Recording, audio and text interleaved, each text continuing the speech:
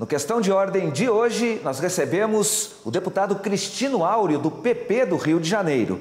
Ele foi relator do projeto que criou os fundos de investimento para o setor agropecuário, os FIAGRO. Deputado, muito obrigado pela sua atenção, é um prazer recebê-lo aqui no Questão de Ordem. Prazer é meu, estou à disposição. Deputado, foi criado um mecanismo aí do setor financeiro, né, um mecanismo financeiro para tentar buscar recursos independentes hoje daquela dependência que há muito grande em relação ao orçamento público federal. Esse foi o espírito, de fato, da iniciativa que foi apresentada, um projeto que foi apresentado esse ano e acabou sendo aprovado ainda neste ano. Sim, na verdade, como você sabe, hoje o crédito rural no Brasil, ele tem um alcance relativamente limitado. Nós temos uma demanda por crédito da ordem de 750 bilhões por ano safra, podendo chegar a 800 bilhões, dependendo de como que você faz essa conta. E o crédito rural oficial, ele chega a aproximadamente 250, portanto, um terço da demanda real hoje existente dentro do segmento do agronegócio visto como um todo, ou seja, antes da porteira, dentro da porteira e depois da porteira nas suas cadeias até o consumo ou a exportação. Então, o que a gente percebe é que existe um espaço muito grande a ser preenchido por fontes de financiamento que sejam com custo compatível, seguras do ponto de vista de quem investe e do ponto de vista de quem recebe esse crédito e com toda a segurança jurídica, né? Hoje, essa lacuna é preenchida, esse lapso ele é preenchido por agentes que não estão credenciados adequadamente para exercer esse papel na sociedade, muitas vezes substituindo o papel de bons instrumentos, seja do sistema financeiro, seja do mercado de capitais. Então, por isso é que nós, ao olharmos para o ambiente urbano, onde os fundos imobiliários fazem sucesso há pelo menos 27 anos, é que nós resolvemos, através da iniciativa aí do deputado Arnaldo Jardim, que é o autor dessa proposição, reunindo um conjunto de ideias que justamente visa dar essa nova virada na forma de financiar o agro no Brasil. Deputado, fazendo uma projeção já para o próximo ano em relação à votação da matéria no Senado Federal, é claro que depende muito aí da eleição do próximo presidente do Senado, como que ele vai pautar, mas já há uma articulação para que essa matéria tenha uma tramitação relativamente rápida, considerando que ela pode ser aprovada, de repente, ainda no primeiro semestre do ano que vem, e a partir daí, em quanto tempo o senhor acha que já pode ocorrer a estruturação para a participação, então, no mercado de capitais do setor agropecuário nesse modelo que é proposto pelos FIAGROS?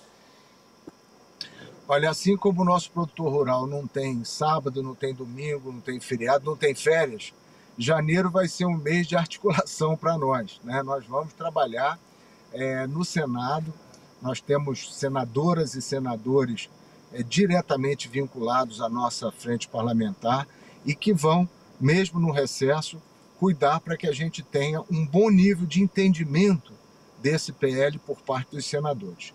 A mesma articulação que nós fizemos na Câmara, tendo inclusive a adesão de partes significativas da oposição, que muitas vezes não se manifesta em plenário, mas que votou a favor do nosso projeto, que entendeu, né? Você vê que em algumas situações a gente conseguiu derrubar requerimentos com mais de 360, 370 votos, o que mostra que ali na Câmara a gente conseguiu tal nível de adesão ao projeto que isso deve se refletir também no Senado, onde os senadores têm a consciência do quanto o agro representa em cada uma das regiões brasileiras, a rigor em todas elas, né?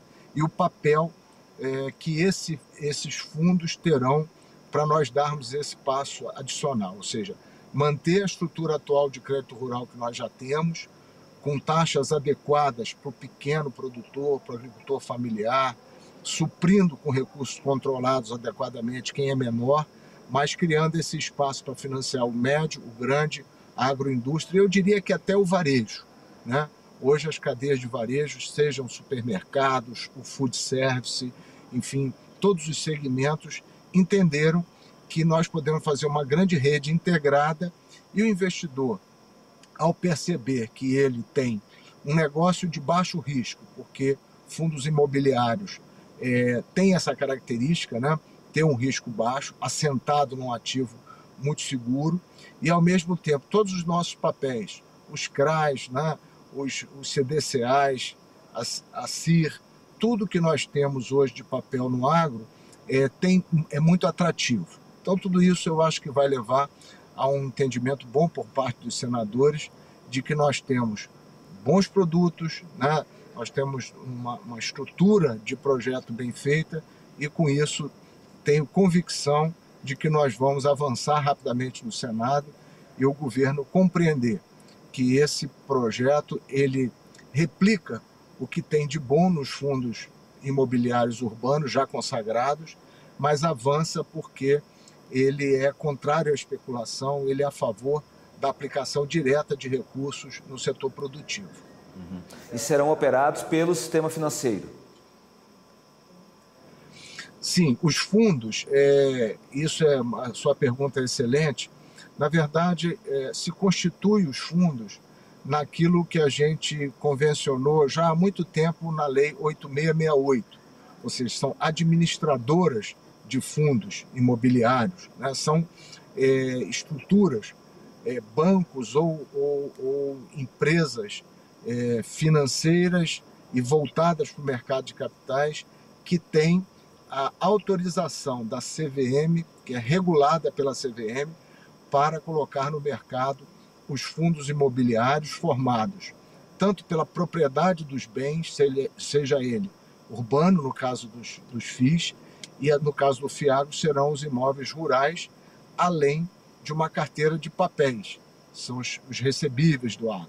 Então, isso quando se constitui um fundo, isso vai para uma administradora e ela coloca à disposição do mercado para o investidor, né, que poderá escolher entre aplicar desde a caderneta de poupança, os fundos DIs que estão no mercado, uma previdência privada, ou desejamos e sonhamos aplicar nos FIAGRO, que serão produtos, como eu disse, seguros, que permitirão uma pessoa que mora na cidade, uma pessoa urbana, que não tem terra, que não tem gado, que não produz grãos, mas que entende que o agro é o grande negócio do Brasil e que quer participar e também oferir renda para a sua tranquilidade e, quem sabe, também para o seu futuro, apostando no principal negócio do Brasil.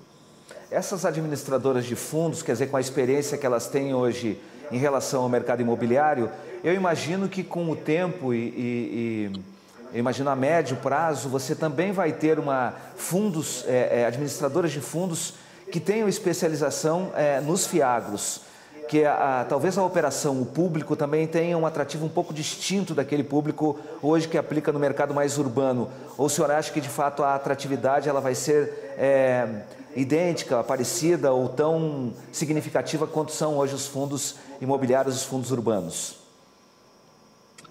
Olha, a minha percepção é de que os FIAGROS vão se transformar, para usar uma expressão popular, na grande coqueluche do mercado em breve. Eu tenho uma expectativa muito positiva de que tanto vai haver especialização de nicho, ou seja, determinadas estruturas vão buscar se especializar nos FIAGROS, mas o mercado como um todo, né? O sistema financeiro, os bancos e as casas hoje, que são muito mais especializadas, também vão procurar entrar e compor suas carteiras. Com uma taxa de juros civilizada que hoje o Brasil tem, uma taxa de juros baixa, o que mais vai acontecer daqui para frente é buscar opções de renda variável, mas com segurança. Liquidez, mas ao mesmo tempo conhecendo a cultura do negócio que está ali. Então eu acho que esse composto vai fazer dos Fiagros uma das grandes vedetes, e eu estou aqui profetizando, mas com base na realidade. A gente tem discutido muito isso, nós temos ouvido muitos agentes do mercado e temos principalmente a confiança de que o produtor brasileiro, de todos os níveis, desde a agricultura familiar até a grande agroindústria que frequenta a cena internacional, nós temos condição de dar uma demonstração que o nosso setor é um investimento muito seguro e que nós podemos carregar não só para financiar o custeio, o investimento principalmente, mas também a infraestrutura. Nós precisamos de conectividade rural, nós precisamos de funding para estradas vicinais, para armazenamento, para estruturas de logística, e tudo isso, bons fundos são, no mundo inteiro, a resposta para esse tipo de situação, e o agro brasileiro vai dar um passo fundamental nessa direção através dos Fiagros. Deputado, entrando um pouquinho na questão específica dos fundos, do funcionamento deles, eles são condomínios fechados, que permitem a participação de investidores nacionais e também investidores internacionais. Queria que o senhor comentasse um pouquinho sobre essa possibilidade, porque a gente sabe, por exemplo, que quem foi contrário a essa proposta, a oposição, principalmente lá no plenário da Câmara, dizia que a abertura para que estrangeiros possam participar dos Fiagros poderia, de alguma maneira, mascarar a possibilidade de aquisição de áreas, de terras por estrangeiros. Queria que o senhor falasse sobre esse assunto e comentasse esse tema. Olha, eu respeito muito a posição da oposição. Aliás, eu fiz ali, juntamente com os deputados da nossa frente, um diálogo muito produtivo com setores da oposição. E acho que esse respeito se materializou até porque nós aprovamos com um mínimo de destaques e emendas e procuramos, inclusive, acatar emendas da oposição no que diz respeito a equilibrar a tributação. Mas nesse assunto de terras para estrangeiros, a discussão tem que ser feita no âmbito do projeto de lei que está vindo do Senado, de autoria do senador Irajá, que é o fórum adequado para discutir como é que o Brasil vai ou não flexibilizar essa relação de aquisição de terras por parte de estrangeiros. No Fiagro, essa discussão não existe. Por quê?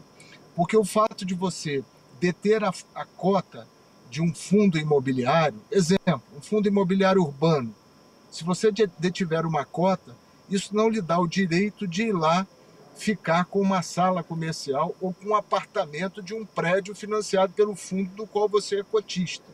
Da mesma forma, quando você detém cotas de um fundo imobiliário rural, isso não lhe dá acesso, ou seja, não se comunica o patrimônio do fundo, das cotas do fundo, com o patrimônio imobiliário representado por aquela fazenda, aquela propriedade rural.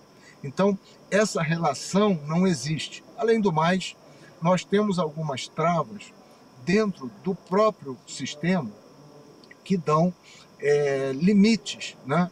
Como, por exemplo, você só pode usufruir dos incentivos tributários se você detiver no máximo 10% das cotas de um fundo imobiliário do Fiagro. Ou seja, formas de você, até mesmo sabendo que a propriedade não se comunica, não gerar a expectativa de que o mercado brasileiro de títulos relacionados com o agro terá um domínio de quem quer que seja. Na verdade, a pulverização é a marca desse tipo de produto, ou seja, é muito tranquilo poder explicar isso quando você olha para o mundo todo e você vê que os mercados são abertos. Hoje, por exemplo, no mercado de commodities, ninguém pergunta de onde está vindo o recurso para comprar esse ou aquele título.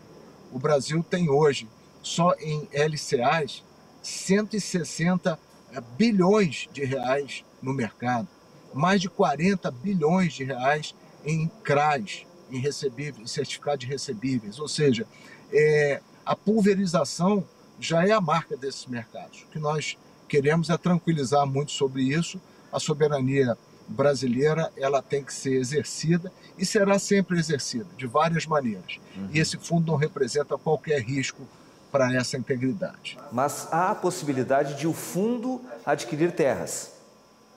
Sim.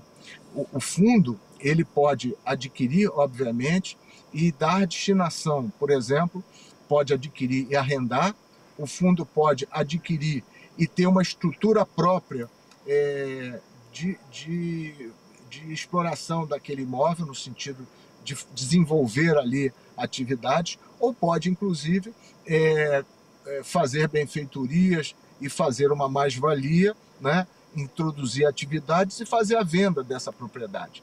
Mas isso sempre sob a forma de um fundo que tem que ter no mínimo 50 cotistas, ou seja, não é uma situação que você possa criar artificialmente ali uma dissimulação de um investimento de qualquer natureza. Uhum. Falando em investimentos, a cadeia produtiva agroindustrial também está na linha de possibilidades para a abertura do FIAGRO. A gente falou agora há pouco na questão da infraestrutura. Esses investimentos também estão previstos? Também podem fazer parte dos fundos, deputado? Claro. Esses fundos, eles podem, ao ser constituídos, né, com volume de capital, eles poderão, por exemplo, adquirir ações de determinadas empresas do agro, poderão, portanto, fazer investimentos, poderão adquirir debêntures lançadas por empresas brasileiras que, eventualmente, ainda não tenham grande presença nas bolsas, né, de valores, mas estejam se credenciando para tal. Essa semana mesmo nós tivemos uma reportagem mostrando que o agronegócio está subrepresentado nos IPOs que foram feitos recentemente no Brasil, ou seja, o agro brasileiro, ele precisa dar esses passos, né? Se o agro brasileiro crescer dentro do mercado de capitais, o mercado de capitais do Brasil vai crescer muito e vai amadurecer muito, que é um sonho do mercado de várias décadas. Então eu acho que o que está faltando é um pouco, como se diz, a Faria Lima conhecer o Brasil profundo e o Brasil profundo conhecer a Faria Lima, conhecer o Leblon, né, onde estão as boutiques de investimento também, conhecer setores, né, inclusive fora do Brasil, que tem capital e que tem principalmente governança. O Brasil precisa que o seu agro responda claramente a essas 3 letrinhas que estão muito em voga, mas que nós precisamos botar na prática: ambiental, social e governança. Nós precisamos transmitir isso para dentro da cadeia produtiva e representar isso bem no mercado, né? Então, ao fazermos isso, nós vamos criar a chance, como eu disse aqui, de financiar a infraestrutura.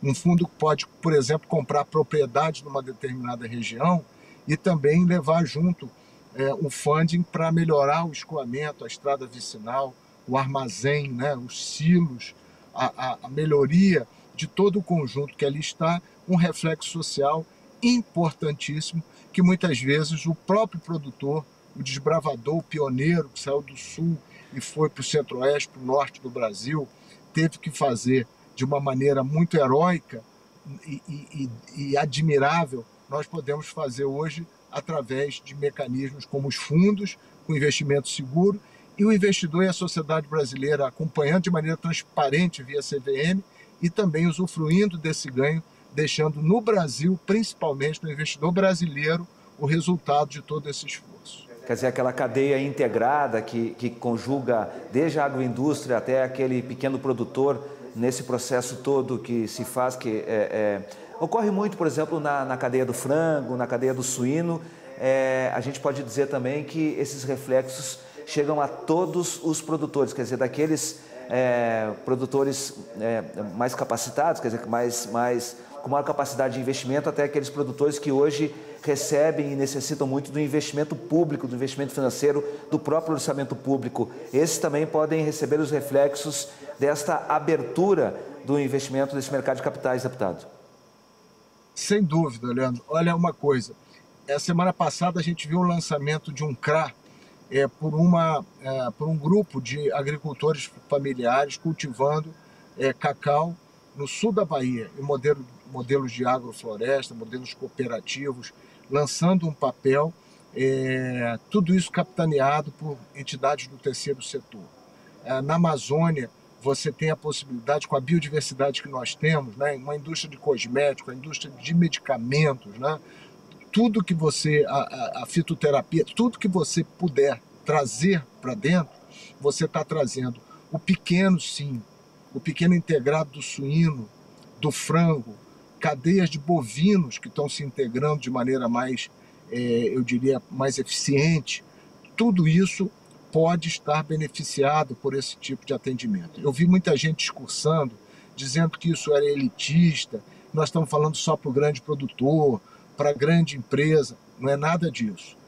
Lógico, se você entrelaça todas essas cadeias, o bom resultado que você obtém em cima, você faz percolar por toda a estrutura e vai chegar lá embaixo. Então, para o pequeno, nós temos dois tipos de ganho. Se eu atendo a grande indústria, o grande produtor, o médio, com mecanismos de mercado, vai ter mais recursos controlados do crédito rural tradicional para atender o pequeno.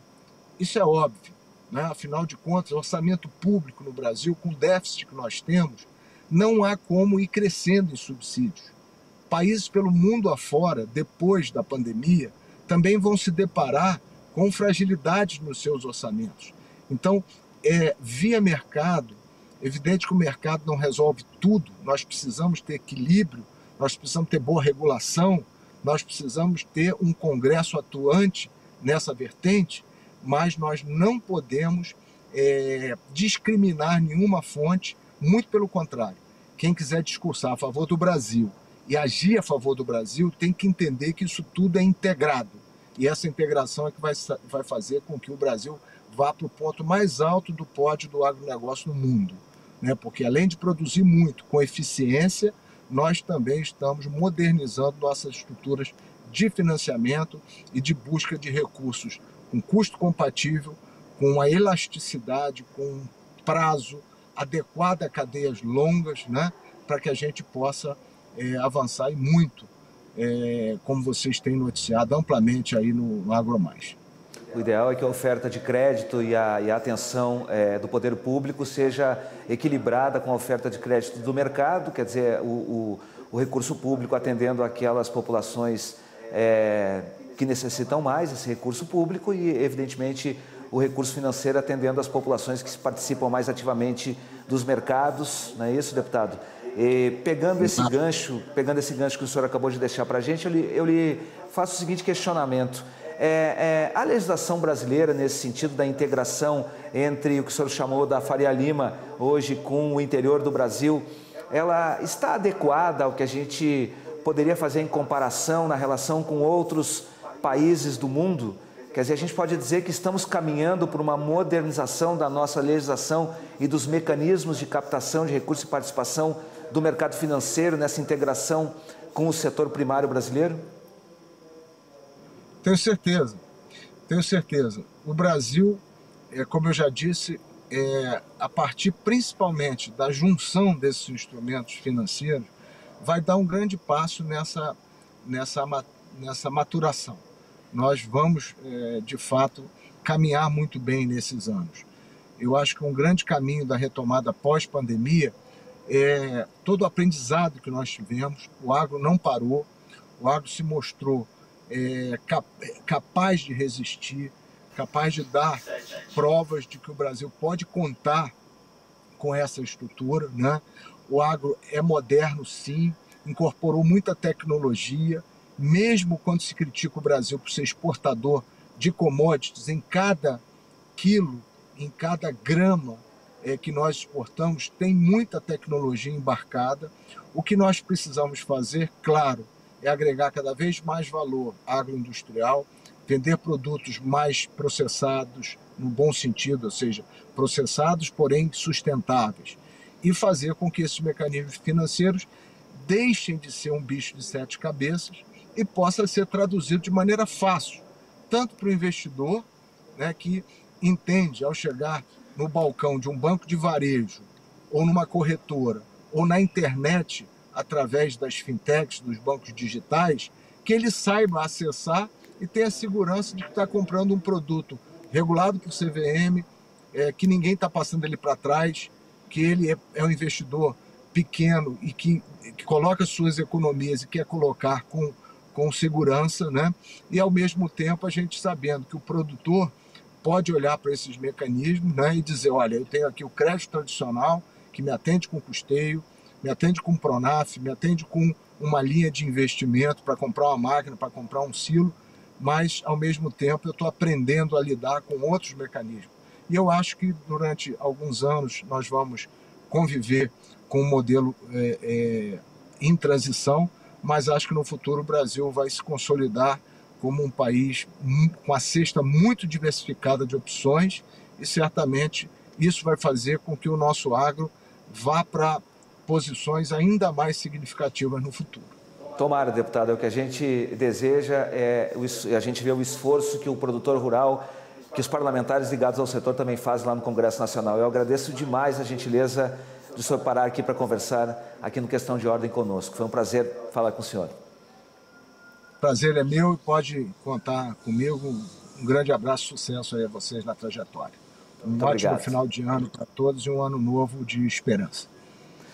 Um ótimo final de ano para o senhor também, para os seus. Muito obrigado pela gentileza. Nós conversamos com o deputado Cristino Áureo, que é do PP do Rio de Janeiro e foi o relator do projeto que criou os FIAGROS, os Fundos de Investimento para o Setor Agropecuário, que foi aprovado na Câmara dos Deputados. Para você que esteve conosco, muito obrigado e a gente se vê. Tchau.